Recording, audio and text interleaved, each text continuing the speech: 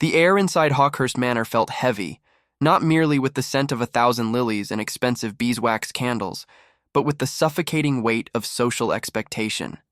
In the year 1825, the grand ballroom was less a place for celebration and more a battlefield where reputations were won or lost with a single misplaced word: Lady Genevieve. Sinclair understood this better than most.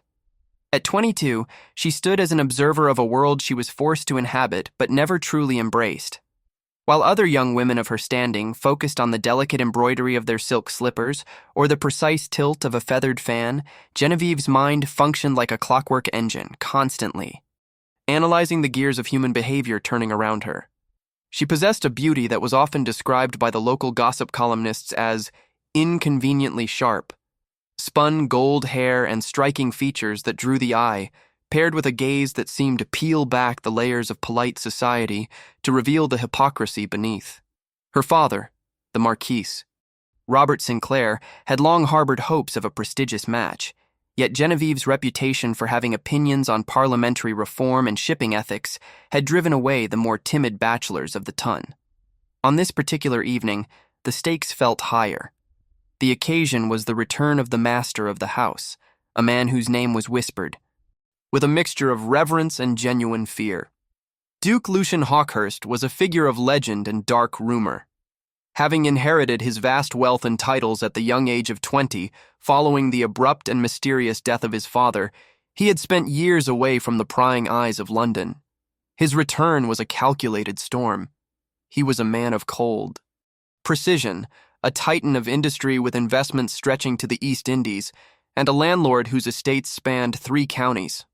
As he stood near the towering marble fireplace, Genevieve noted how the crowd seemed to physically recoil and then lean in, drawn to him like moths to a lethal flame. He was dressed in impeccably tailored black evening wear, a stark contrast to the colorful, peacock-like displays of the other lords. His presence was predatory, yet aristocratic, with eyes the color of winter ice that seemed to see through the walls of the manor itself. The evening progressed with a rigid, almost mechanical grace. Genevieve watched from her vantage point near a marble pillar, her younger sister Charlotte whispering rumors about the Duke's supposed ruthlessness. It was said he had once ruined a business rival with nothing more than a piercing look and a single signature. But Genevieve wasn't interested in the tall tales. She was watching the movements of the guests. She saw the way the ambitious Lord Edmund Ashford leaned toward the Duke, his smile far too wide to be genuine, his eyes darting around as if assessing the value of the paintings on the walls. Beside him, Lady Margaret Ashford moved with a practiced, feline elegance, her dark hair a crown of elaborate curls, her laughter echoing at precisely the intervals required by etiquette. There was something jarring about the Ashfords. Genevieve's instincts, honed by years of being an outsider looking in, signaled a discord in their behavior. They were too attentive, too eager to be seen in the Duke's inner circle. When the major domo finally announced that dinner was served, the procession into the dining hall was a masterclass in hierarchy. The mahogany table was a vast sea of silver and crystal, stretching so long that the guests at either end were mere blurs to one another. Genevieve found herself seated midway down, a position that allowed her a perfect view of the head of the table where Lucian sat, flanked by the Ashfords. As the courses were served, delicate consommes and intricately prepared game, the conversation flowed in predictable waves. Yet Genevieve's focus never wavered from the head of the table. She noticed the subtle shifts in Lady Margaret's posture. While Lord Edmund engaged the Duke in a vigorous discussion regarding shipping routes and the expanding influence of the East India Company, Margaret seemed to be waiting for a specific window of time. The lighting in the room, provided by hundreds of flickering candles, created long dancing shadows that masked the finer movements of the guests. It happened during a transition between the second and third courses. The Duke had turned his head slightly to address a comment from a guest on his other side. Not good. That split second of diverted attention, Lady Margaret rose from her seat under the guise of smoothing her silk gown. She moved behind the Duke's chair, ostensibly to speak with a friend. Genevieve, watching with a clarity that felt almost supernatural, saw a flash of glass. It was a tiny vial, no larger than a thumb. concealed within the heavy folds of Margaret's emerald sleeve. The movement was a blur of practiced precision, the flick of a wrist, the silent tilt of the glass over the Duke's wine. A clear liquid, invisible to anyone not looking for it, vanished into the dark red vintage.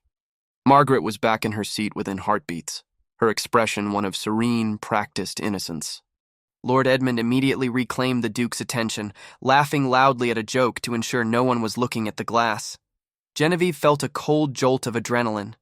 The room seemed to contract, the sounds of silver against china becoming a deafening roar in her ears. She looked at the Duke, who was now reaching for the stem of the crystal glass, his fingers closing around the very instrument of his potential demise. The social consequences of what she was about to do flashed through her mind like a warning flare. To interrupt a ducal dinner was a scandal. To accuse a peer of the realm of attempted murder was social suicide. But as the glass rose toward Lucian's lips, Genevieve didn't see a duke or a legend. She saw a man about to be extinguished by the greed of those he called guests. She stood so abruptly that her heavy oak chair scraped against the floor with a sound like a gunshot. The conversation died instantly.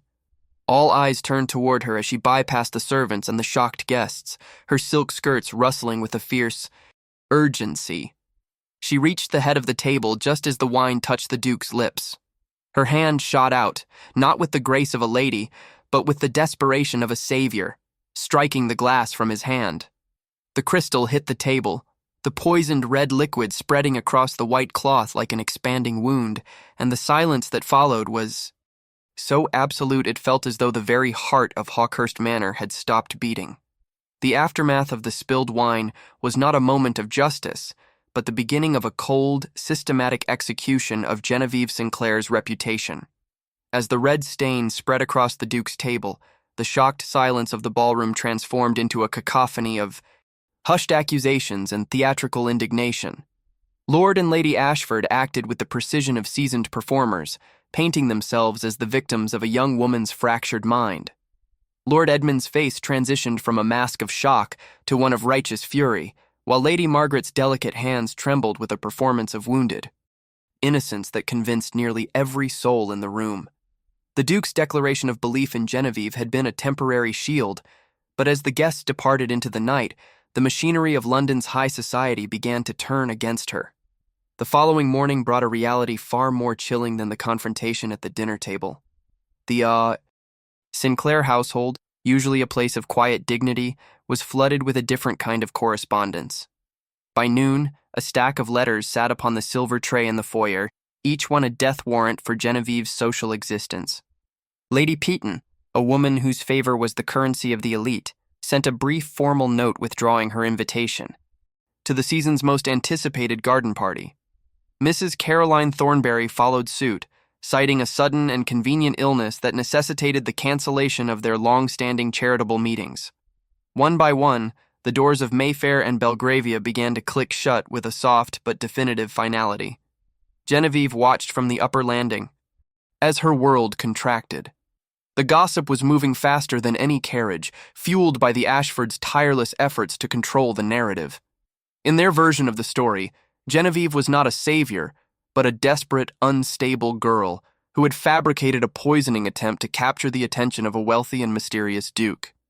They played upon her history of unconventional opinions, suggesting that her intellect had finally given way to a dangerous hysteria. To a society that valued conformity above all else, the Ashfords' lie was far more palatable than the truth. A girl who had lost her mind was a tragedy. A peer of the realm who was a cold-blooded murderer was a threat to the very foundation of their world. The internal pressure within the Sinclair home soon matched the external hostility. The Marquis Robert Sinclair, a man who had built his life on the steady pillars of tradition and respectability, found himself crumbling under the weight of the scandal. The air in his study was thick with the scent of old leather and the heavy, stagnant feeling of a man trapped. He viewed Genevieve's actions not as a feat of courage, but as a catastrophic failure of judgment that threatened the livelihood of their entire family, their tenants, and their political alliances. He demanded a public retraction, an apology that would satisfy the Ashfords and restore a semblance of peace. But Genevieve remained a fortress of quiet resolve. her certainty of what she had seen serving as an anchor in the rising storm of her father's despair. Just as the isolation reached its peak, a carriage bearing the Hawkhurst crest arrived at the Sinclair gates. It was a bold move, a public statement made in broad daylight when most would have expected the Duke to distance himself from the scandal. Lucian Hawhurst did not enter with the air of a man offering charity, but with the focused intensity of a strategist preparing for a campaign. His presence in the Sinclairs' drawing room seemed to dwarf the furniture, his charcoal day clothes emphasizing the stark, icy clarity of his eyes. He ignored the tension radiating from the Marquise and focused entirely on Genevieve.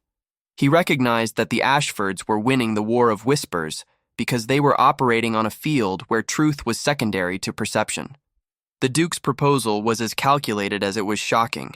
He recognized that Genevieve's reputation could not be saved by truth alone. It required a counteroffensive that would make attacking her a risk to the attackers themselves.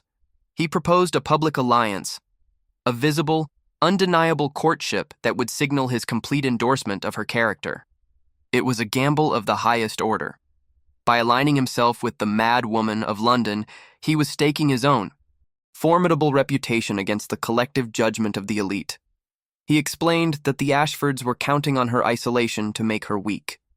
If she were alone, her accusations could be dismissed as the ramblings of a troubled soul. But if she stood beside the most powerful duke in England, her words carried the weight of his steel.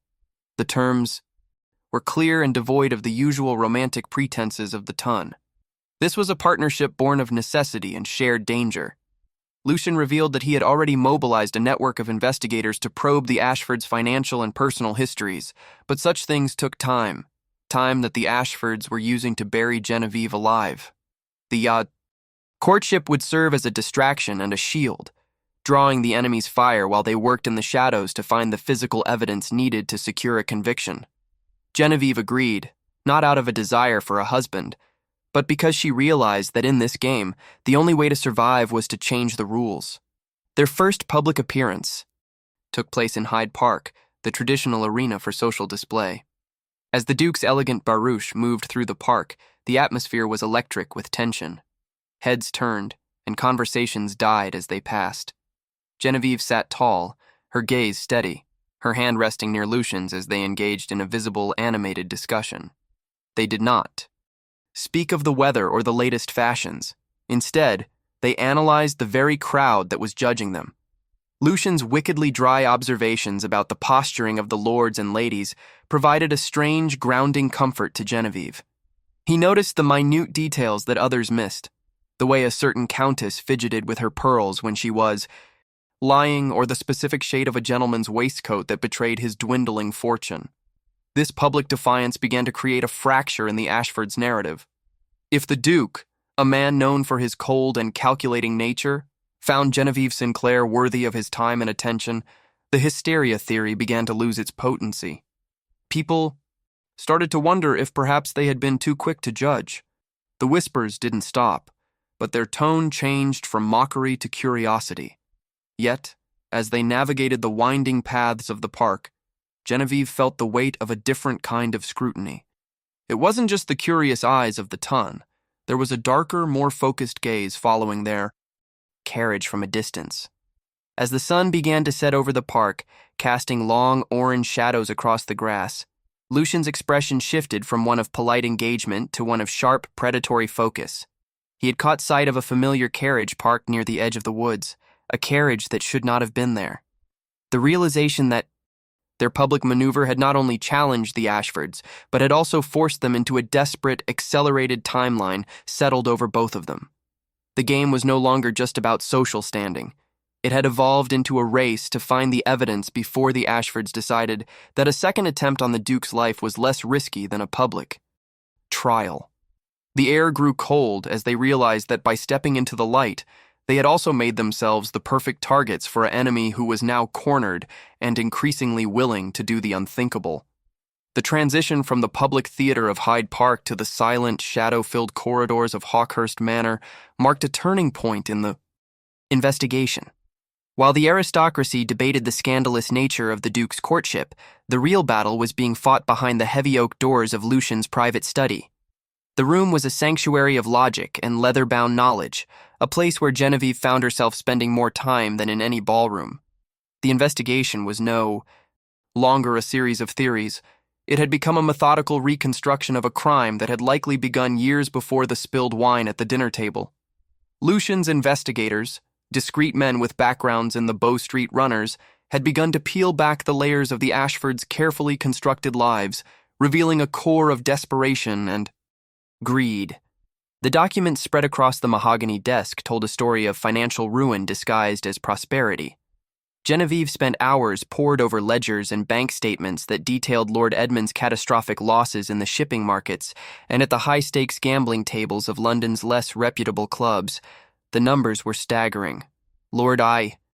Edmund owed nearly £15,000 to creditors who were not known for their patience. This debt had begun to accumulate shortly after the death of the previous Duke, Lucian's father. As Genevieve cross-referenced the dates, a chilling pattern emerged.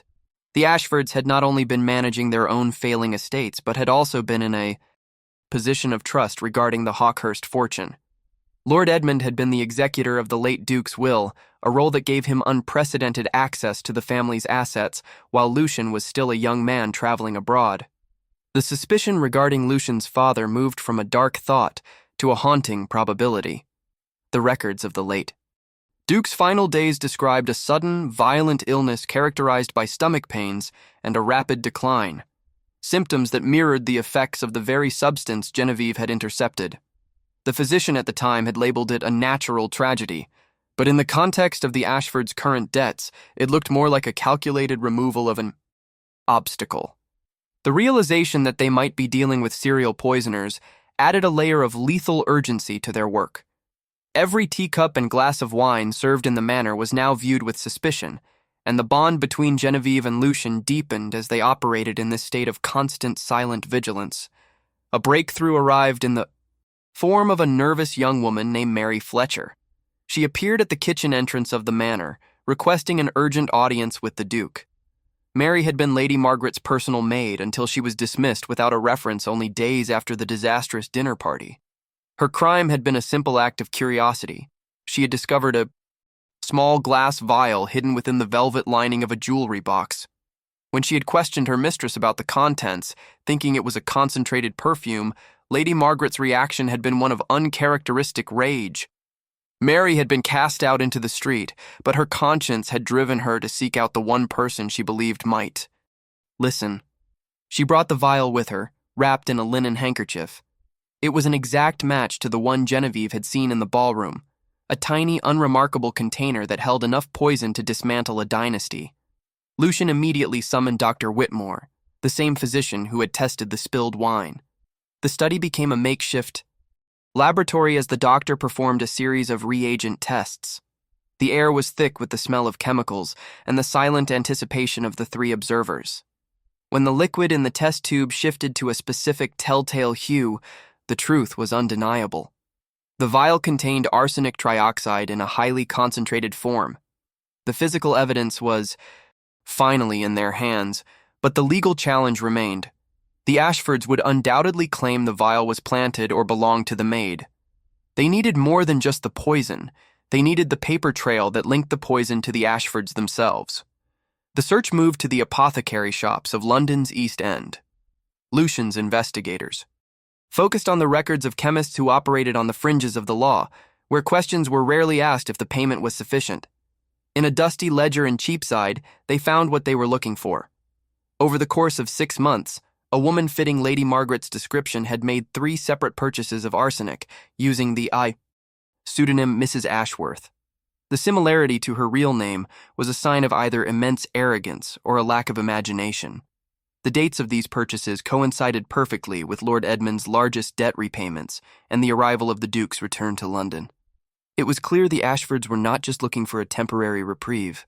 They were planning a permanent solution to their financial woes. As the evidence mounted, so did the emotional intensity within the study. Genevieve and Lucian found themselves operating with a synchronized focus that surpassed their initial agreement. They would sit together late into the night, the only sound the scratching of pens and the crackling of the fire. The public courtship that had started as a ruse had evolved into a genuine partnership of minds. Lucian, a man who had built a fortress around his heart following his father's death, began to lower his guard. He shared stories of his travels and his vision for the estates, while Genevieve spoke of her desire to see real reform in the laws that governed the very society they were currently outmaneuvering. There was a growing unspoken realization that their lives were now irrevocably entwined, not just by the danger they faced, but by a shared sense of justice. However, the Ashfords were not sitting idly by. Reports from Lucian's agents indicated that Lord Edmund had been meeting, privately, with several influential members of the magistrate's office, likely using his remaining social capital to prepare a defense or to launch a preemptive strike against the Sinclairs. The tension in London was reaching a breaking point.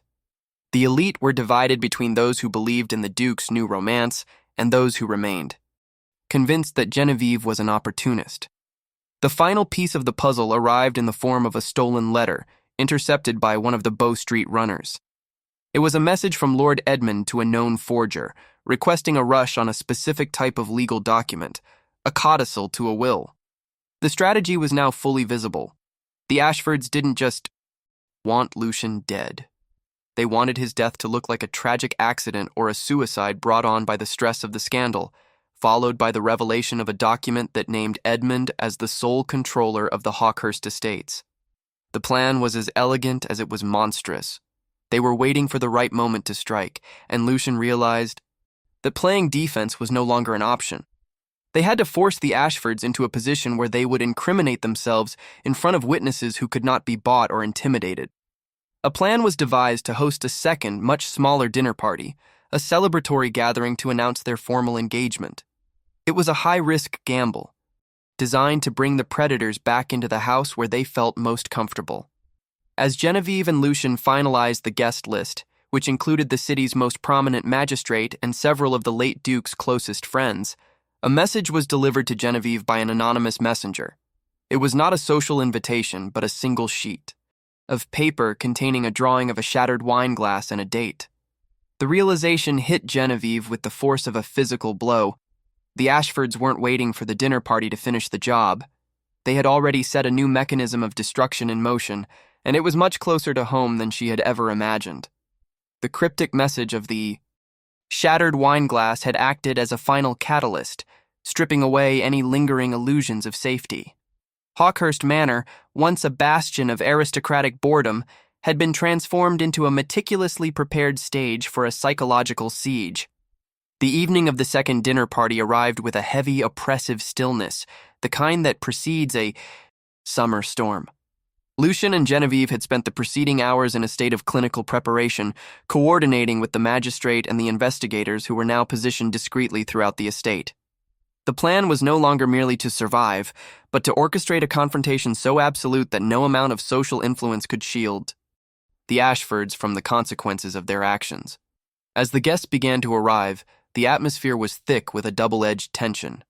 To the invited members of the Parliament and the prominent figures of the ton, it was an evening of high-stakes social theater, the official announcement of a union that had scandalized the city. To Genevieve, every click of a carriage door and every rustle of silk sounded like a countdown. She dressed with a deliberate, lethal elegance, choosing a gown of deep sapphire that seemed to absorb the light of the chandeliers. Beside her, Lucian was a study in controlled iron. The dangerous Duke had returned in full force, his icy composure masking a predatory focus that was directed entirely at the two seats remained empty until the final possible moment. Lord and Lady Ashford arrived with a flourish of calculated arrogance. They entered the dining hall not as suspects, but as conquerors, their expressions a masterclass in wounded dignity and forced politeness. Lady Margaret was resplendent in emerald silk, her jewelry flashing under the candlelight like the eyes of a serpent. Lord Edmund maintained a facade of weary tolerance, as if he were attending the event merely to prove he had nothing to hide. The irony of the setting was not lost on anyone. They were seated in the exact same positions as the night of the spilled wine, the mahogany table polished to a mirror shine, reflecting the flickering flames of the silver candelabras. The dinner proceeded with a chilling normalcy. The courses were served with mechanical precision, and the conversation remained light, focused on the expanding railway lines and the upcoming season. Yet, beneath the veneer of etiquette, a silent war was being waged. Lucian watched the Ashfords with a gaze that never blinked, his silence more unnerving than any accusation. Genevieve, meanwhile, tracked every movement of the servants and every shift in Lady Margaret's posture. She noticed how the emerald-clad woman avoided her wineglass, her fingers trembling slightly as she toyed with a yabi, silver fork. The confidence they had displayed upon arrival was beginning to fray at the edges, worn down by the Duke's unrelenting, silent scrutiny. The pivot point came during the transition to the final course. Lucian rose slowly, his shadow stretching long across the table. He did not immediately speak of love or engagement. Instead, he began to speak of legacy, of the weight of the Hawkhurst name, and the responsibility of protecting one's house from the vipers that crawled within the shadows. The room grew cold as he moved from generalities to specifics, his voice dropping to a low, resonant rumble that seemed to vibrate through the floorboards. He spoke of his father's sudden death, of the strange symptoms that had been ignored, and of the financial rot that often drove men of high standing to commit low-brow atrocities. The magistrate, positioned at the center of the table, set down his linen napkin with a deliberate finality. This was the signal. Lucian reached into his jacket and produced the small glass vial Mary Fletcher had provided. He placed it on the mahogany surface where it caught the light, a tiny glittering evidence of malice. The silence that followed was heavy and suffocating. Lucian then detailed the findings of the Cheapside apothecary, the records of Mrs. Ashworth, and the specific concentrations of arsenic that matched the spilled wine and the contents of the vial. He did not raise his voice. He presented the facts with the cold objectivity of a judge delivering a sentence. Lady Margaret's composure broke first. The theatrical innocence she had worn for weeks vanished, replaced by a sharp, jagged desperation. She began to speak, her words tumbling out in a frantic attempt to redirect the blame. She accused the Duke of entrapment, of bribing servants to plant evidence, and of using his power to crush a family that had once been his father's closest allies. But as she spoke, Lord Edmund's face transitioned from ashen to a ghostly, translucent white.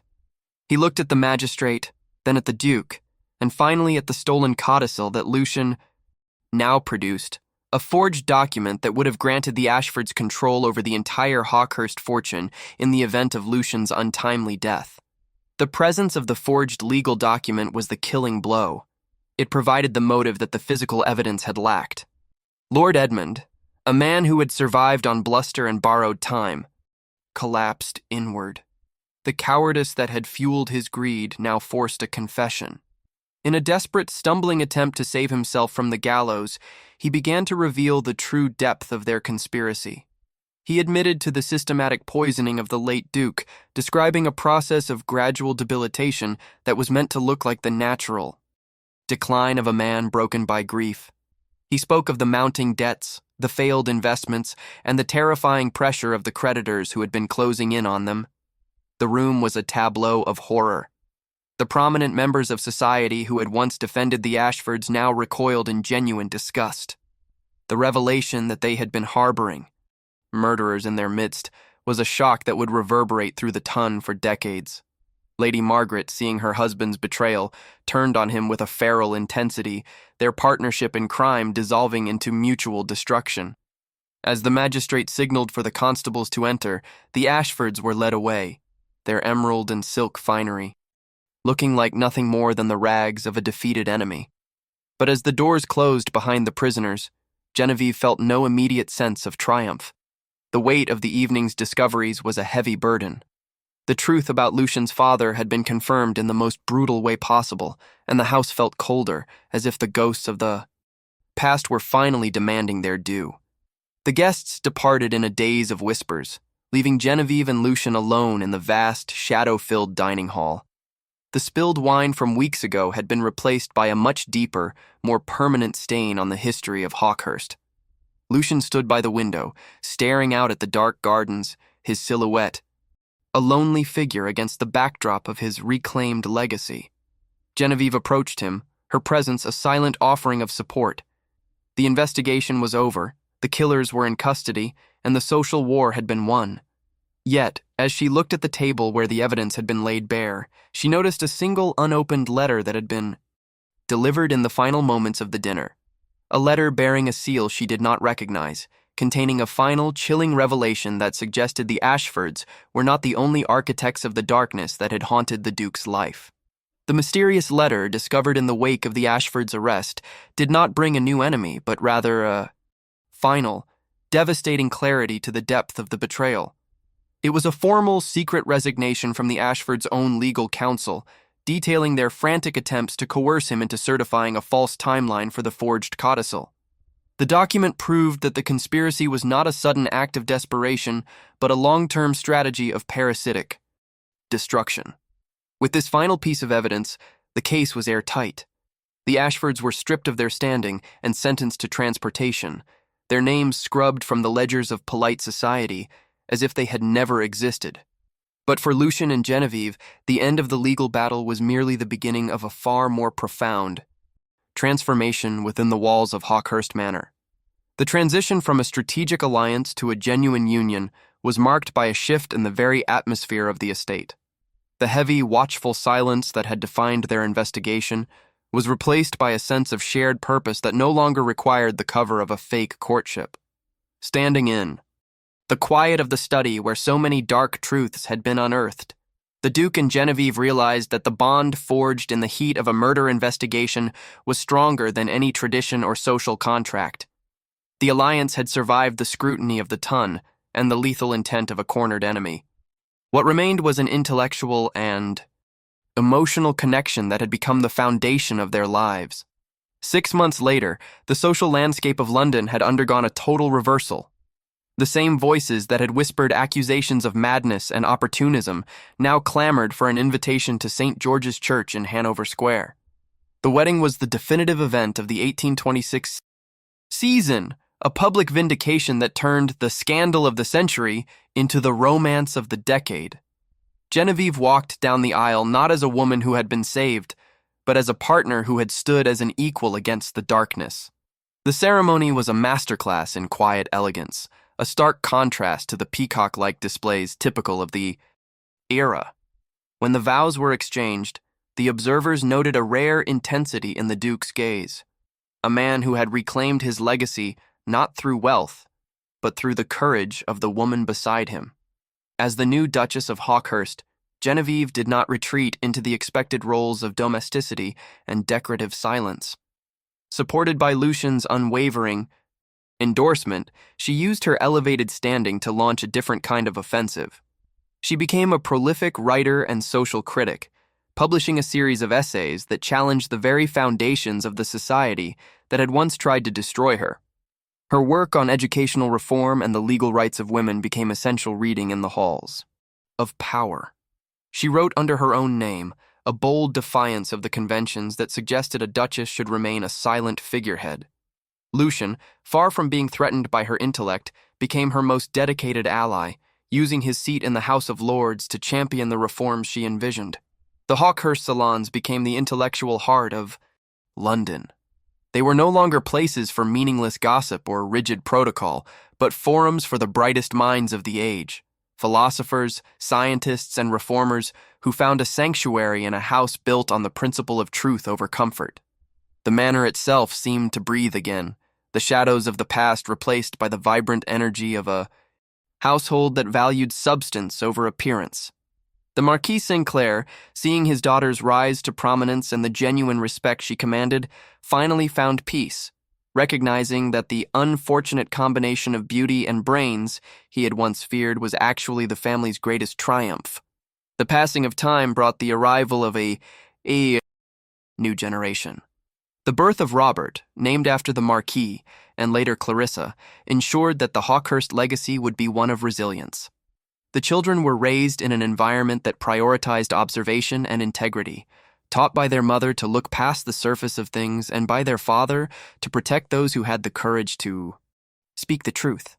The sight of the dangerous Duke playing with his children in the gardens became a new kind of legend in the neighborhood, A man who had once been a panther among peacocks had found his true strength in the warmth of his own hearth. As the years advanced, the story of the poisoned wine and the brave lady who spilled it became a cornerstone of the family's history. It was told not as a tale of fear, but as a lesson in the power of trust. The bond between Lucian and Genevieve remained a constant, enduring through the changing tides of the Victorian era. They were seen as the architects of a new kind of aristocracy, one that justified its existence through service and intellectual contribution rather than mere birthright. Their partnership was a living testament to the idea that the greatest love stories are not born of convenience, but of the shared fires of adversity. In their twilight years, the Duke and Duchess were often seen walking the grounds of the estate, their silver hair a reflection of the winter. Ice that had once defined Lucian's eyes, now softened by decades of contentment. They had changed the world in their own quiet, persistent way, leaving behind a legacy of reform and a lineage of independent thinkers. The scandal that had threatened to erase Genevieve Sinclair from history had instead become the catalyst for a life that redefined what it meant to be a duchess in a rapidly changing world. When the time finally came for them to be laid to rest together in the family chapel, the monument erected in their honor did not list their titles or their wealth as their primary achievements. Instead, the inscription captured the essence of the night that had started it all. It spoke of a trust that had overcome doubt and a courage that had defied the elite. It stood as a silent guardian over the Hawkhurst name, a permanent reminder to future generations that truth is the only foundation that can withstand the test of time. As the moon rose over the manor, casting a silver light upon the stone, it revealed the final words of a story that had begun with a shattered glass and ended with an eternal promise. The legacy was complete, a testament to the fact that while secrets can destroy, the truth, once spoken, has the power to echo forever in the hearts of those brave enough to listen.